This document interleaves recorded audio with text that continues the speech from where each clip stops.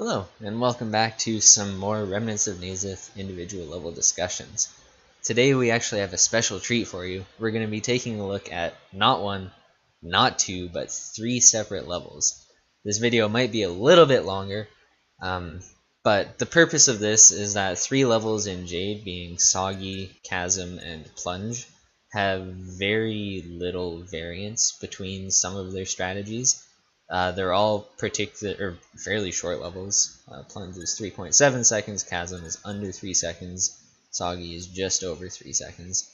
So they're very short levels. The strategies are fairly easy to do unless you're going for the absolute top strategy.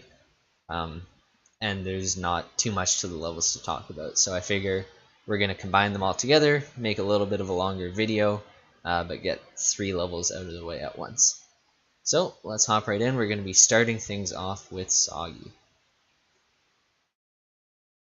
Welcome to Soggy.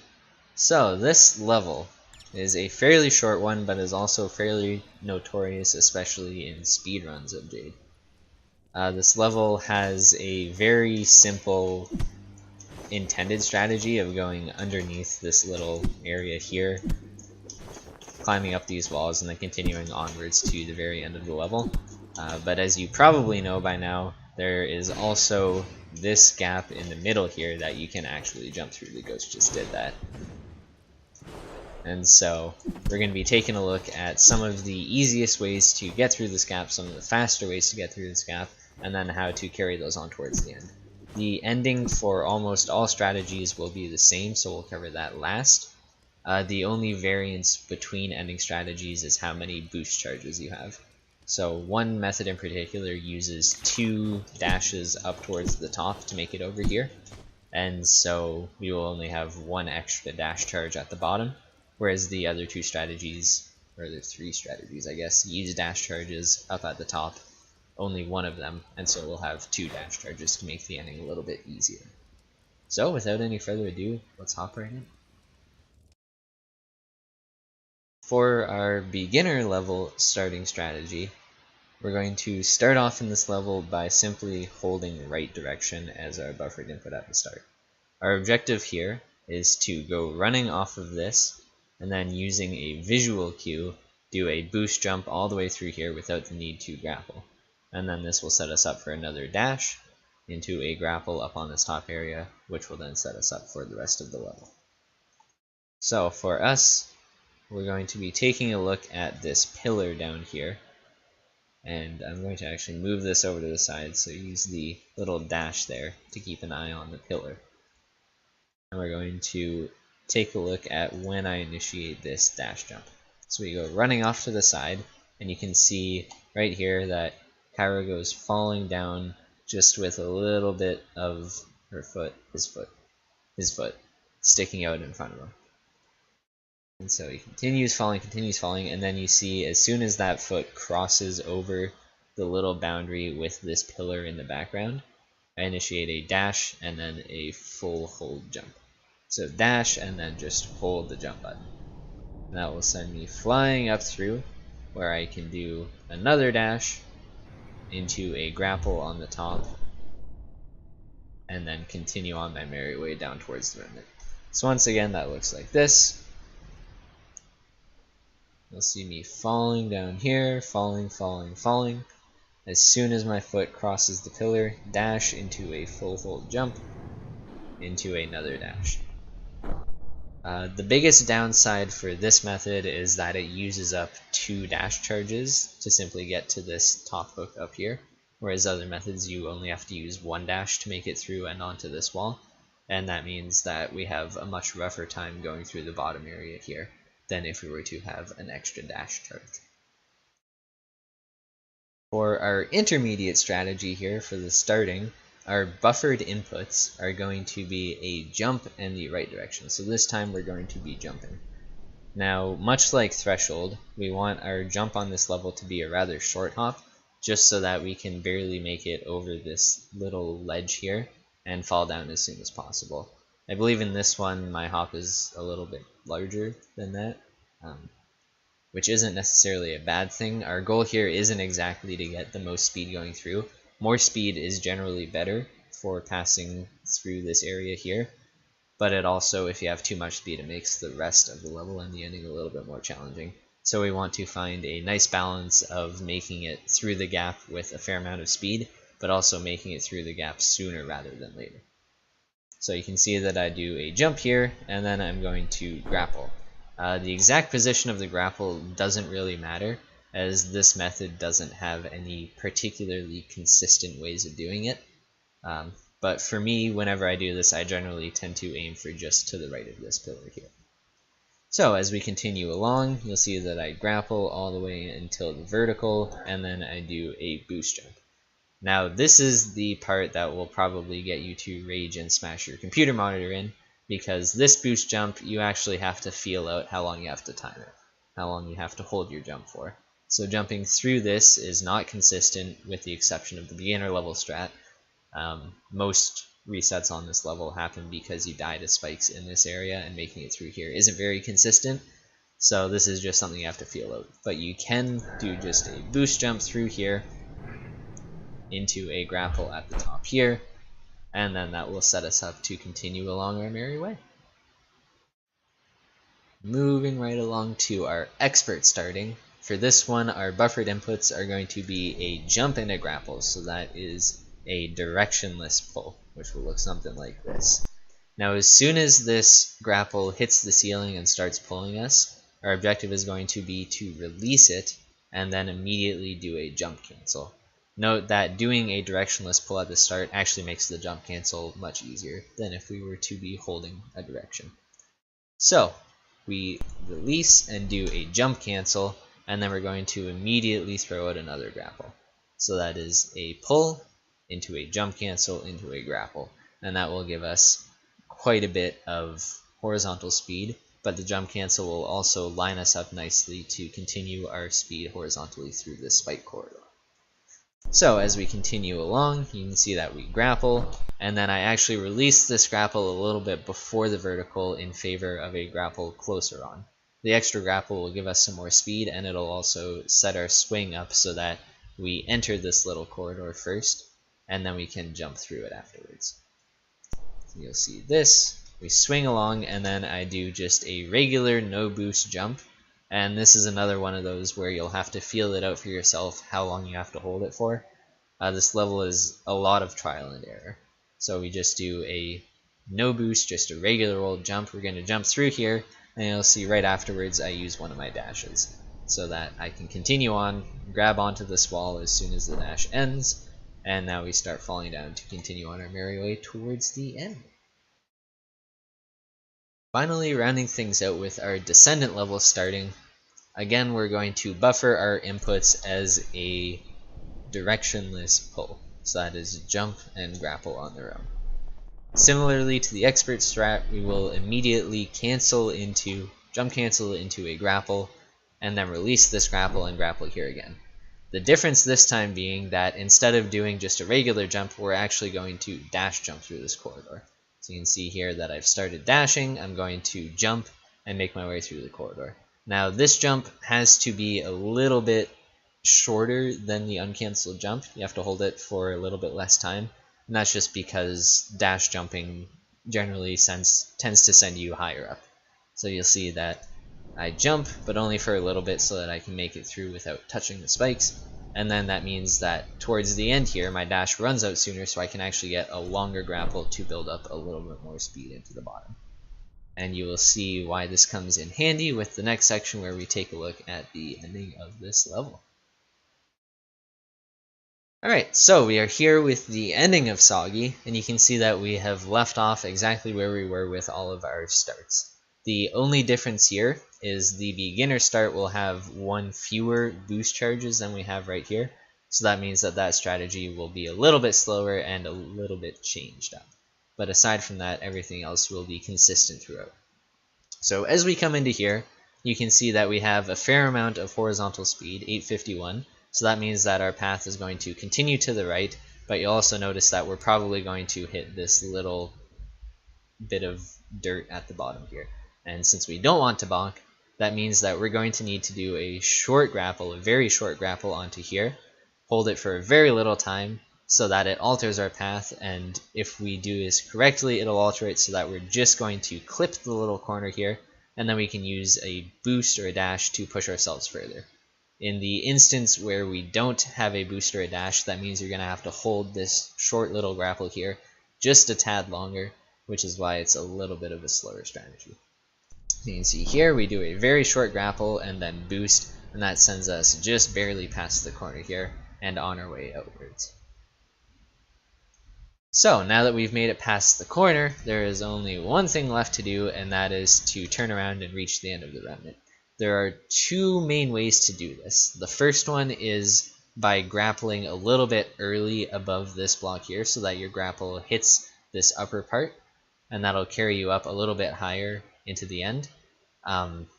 Currently, I believe that's a little bit slower. The top two runs don't do that method.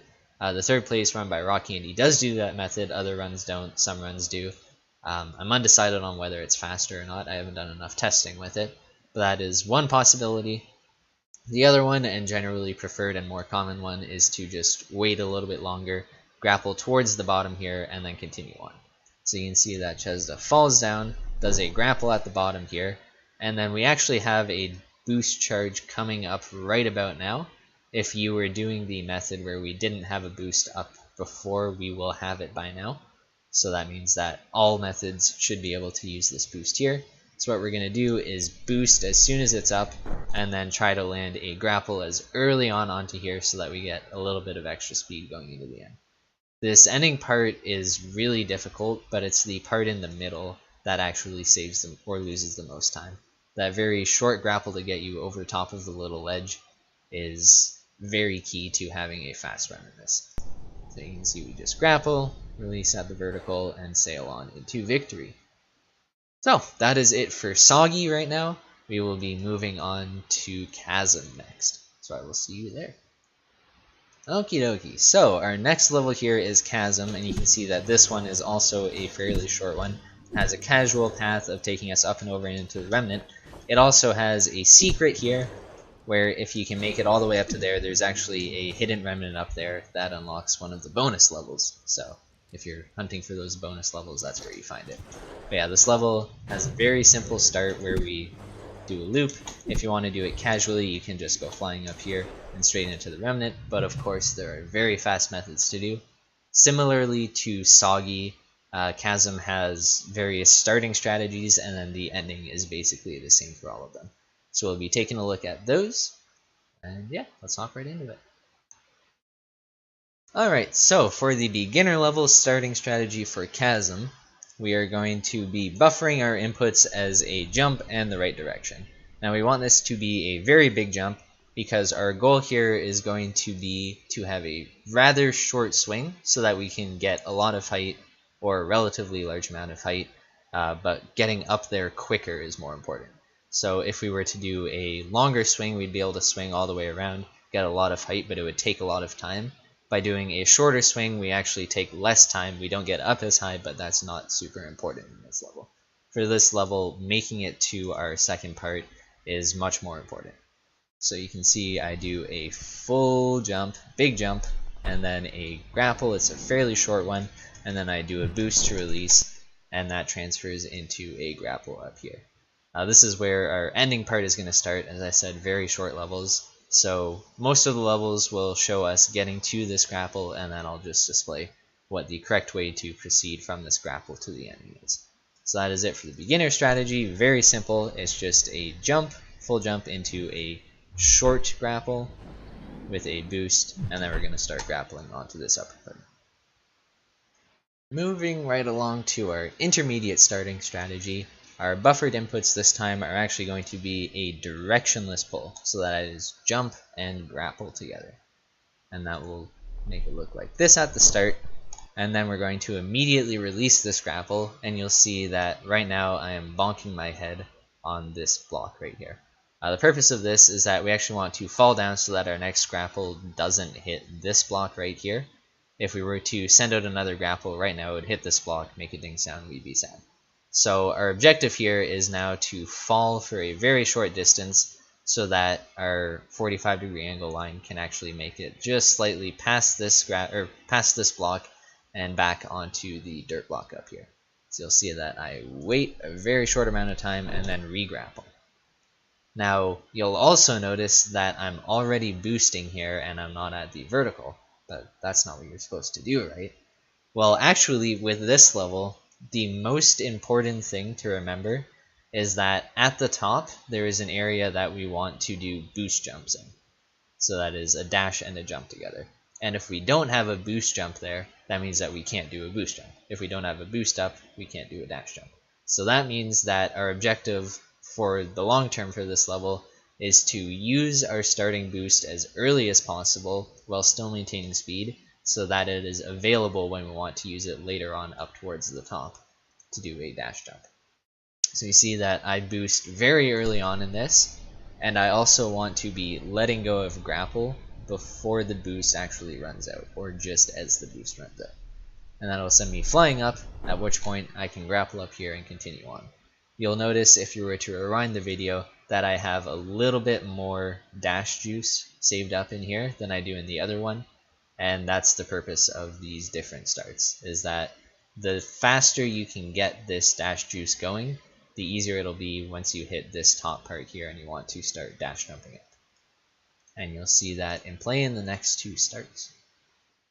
Moving on to the expert level start, this time our buffered inputs are actually only going to be the right direction, so we are holding running to the right. And you'll see we run to the right, and then very shortly after the level starts, we actually input a pull, so that is a grapple and a jump together. And that will send us flying up towards this top part here, at which point we want to release our grapple. So you'll see it starts flying back to us and then start dashing. This means that our current trajectory will take us up sort of like this. We have that little bit of height from the pull taking us upwards, and then our dash pulling us to the side, and so our trajectory will send us sort of flying off like this. Now we're going to use this little bit of momentum to then grapple at the top here, and this grapple will help us to carry our momentum upwards instead, at which point we can grapple onto here. So just to show that off once again, we start running to the right. Shortly after the level begins, we do a pull, we release into a dash, and then a grapple, and wait for that to send us flying upwards, and then we can turn around and connect with our pull. Very simple, very straightforward, a little bit tricky to get the hang of, but not too bad. Finally, for the descendant level starting, our buffered inputs at the beginning are going to be a pull with no direction, so that is jump and grapple together. You'll see that as soon as this connects, I'm going to start holding the right direction and immediately release the grapple. So I do a pull, as soon as it connects, I start holding right and release the grapple. At this point, I do a dash, so you can see that we're already dashing a little bit earlier on than all of the other ones. But more importantly, I do a dash into a jump followed immediately by a grapple. Now I replay this afterwards in slow motion so you can see. But I do a jump and then a grapple. So now I have done a dash into a jump into a grapple, and that'll let me just barely slip by the corner of this, and then do my pull up to here. So just to show that once more in slow motion, we do a pull, start holding right after we release, do a dash, jump, then grapple, and that'll send us flying up. One important thing to note is that I hold jump here. Honestly, I'm not sure if that's necessary. I think it is. I've always had better results doing the dash to jump to grapple to do that little loop swing when I'm holding jump. I don't know if it actually changes the distance between you and what you're grappling onto. It might not. I'm not sure, but that's something just to note and feel out for yourself. So again, of course, after we do this, we turn and immediately input a pull, and then we move on to the ending of this level. Okie doke, so here we are at the ending of Chasm, again with help from Midge's world record run. You can see we are exactly where we left off. Midge is about to turn around and do a regular pull. So from here, there are a few things to note. First of all, we have one dash charge completely filled up, and we have a second one very close to the end. Depending on your starting strategy, you might have more or less dash built up than this. That will all depend on your start. You also might be closer or farther away from this, which will depend on your start. Optimally, you will want to have as much boost charge as possible, while also being as close to this as possible. The reason for this is we want our pull to bring us up really high very fast, so that we can do a dash jump up to this block here, and then do another dash block up to the end of the level. So you'll see that here Midge does his regular pull, and then starts facing to the right because he's anticipating having to do a dash jump to the right. As he lets go of his grapple, he immediately inputs a dash and then delays his jump just a little bit so that he can make sure that the jump does take him up to this top block here. You'll see that he starts holding left so that he can get onto this wall because we want to wall jump up off of this. So now that we're here, you can see that he's sliding on the wall, and this is where things get a little bit tricky. So I'm going to play it once in slow motion, and then I'm going to replay it to break down what happens.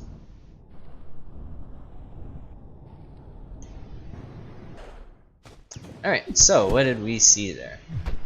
Getting right back up to where we were, we can see that Midge is here and sliding up the wall as his dash comes off cooldown.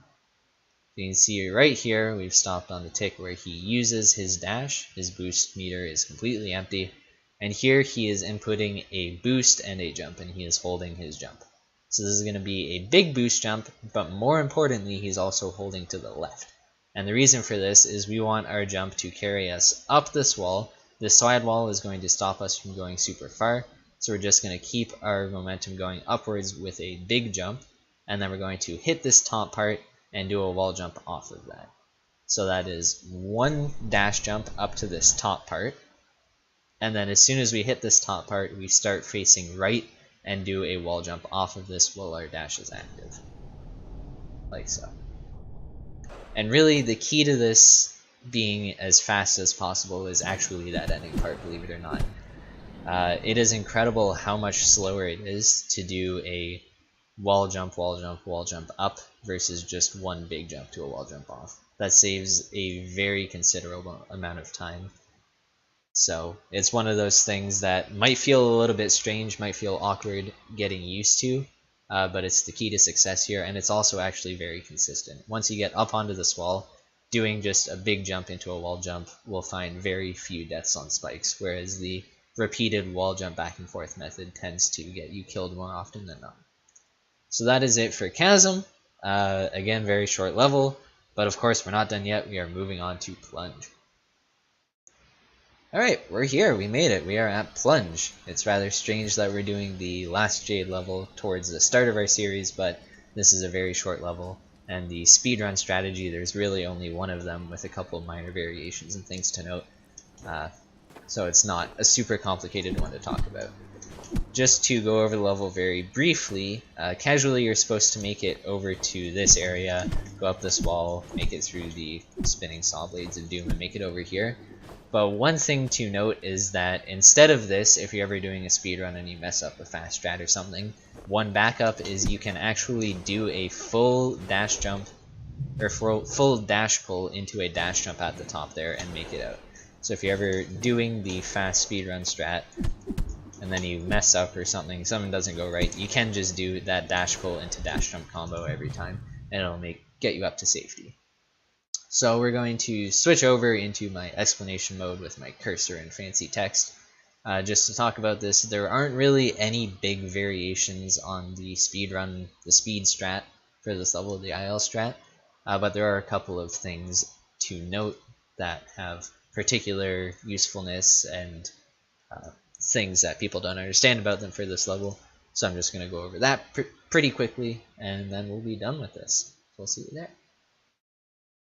Alright, so the most basic form of this level's IL speed strat looks a little something like this, courtesy of Marlin.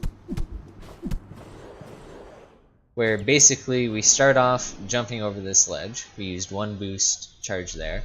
We want to do a couple of grapples to build up some speed along the bottom, and then use that speed to carry us upwards here, and then use our remaining boost to simply reach the remnant. Very straightforward strategy with a couple of small things to note. So for those ones, I'm going to move over to my own replay. Note that there is an extra grapple in my replay. I'm going to talk about that afterwards, but just for the sake of explaining the first few things, ignore that little part. So the first thing to note is getting this timing down off the start. We are starting off with a dash jump with a very, very short jump. It's not one tick, but it's a fairly short jump just so that we can barely make it over top of this little lip here, this little side part here. And this just lets us start falling faster. So getting used to this timing, how long you're supposed to hold it for, will just take getting some muscle memory and playing this level over and over. So as we continue on, you see that I actually continue out very far to the left before turning back to the right. And the reason for this is that as you hold a direction, you start building up speed in that direction until you reach a cap of 350. So for us, since we want to be having horizontal speed as we go along, it's actually beneficial to build up as much horizontal speed here as we can so that we can carry it downwards, which means going as far left as possible and then holding right for as long as possible before we start grappling. In some replays, you see the character get to here and then just fall straight down and then start moving to the right, and that actually loses a little bit of speed and time just because of that. So you'll see that I just barely make it underneath this lip. Again, going onto the side of this ledge happens. It's very difficult to avoid that, avoid this lip and avoid the saw blade here. Again, comes down to just practicing and getting muscle memory. So then we get down to here where we do our grapple. You'll see that most people actually manage to hit this little corridor here. It's actually more common to hit this corridor than anywhere else, which is rather interesting. So our first grapple should be a fairly short one duration wise. We shouldn't be holding this for too long, and that's because the second grapple is more important. The second grapple is what gives us more of the speed. You see, the second grapple gives us a bunch of speed. Now in my case, I do a third grapple here. I'm going to come back and talk about that afterwards, but just for now, pretend that I hold this grapple all the way through. This grapple doesn't exist. There we go, I've got some speed. So I held this grapple all the way through, came out the bottom, now I've got some speed. And you'll see that I do a short jump just to make sure that I can grab this and have a shorter grapple here.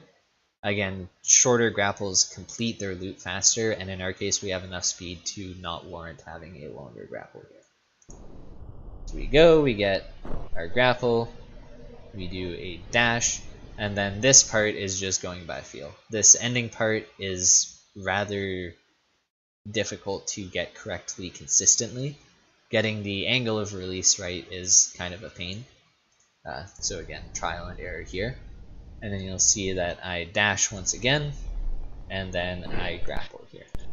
Now the key to this ending part is that all I do is dash and grapple. I do not jump, so there is no dash pull here. It is just a dash and grapple. Right now we have a lot of speed. We have 1483 total. It's going to go down as we continue up, but we're going to get enough height to reach the remnant regardless of what happens. Right now, our main goal is to close this horizontal distance sooner rather than later. And so that means that coming to this top part, we don't want the extra vertical speed that comes from doing a dash pull. All we want is the horizontal speed that comes from doing a grapple. So that's the reason why you'll see people dashing and doing just a regular grapple towards the top plays. Doing a pull actually loses you time here. Something that took me a little while to figure out. So, the last thing to talk about before you finish this is that stupid extra grapple that we've been ignoring. And this is sort of this level's version of the Descendant strat, I guess you could say.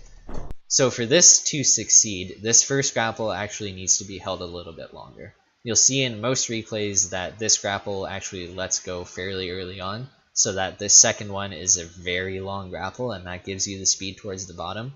But in our case, we want to hold this one a little bit longer so that we can have a shallower approach, and that way we can actually hit this wall because we're close enough to it to hit the roof, and then that'll give us the extra speed. So this, this first one here is a longer grapple. The second one is a shorter grapple, duration-wise, and then we go for this last one here. and that's where our speed really picks up.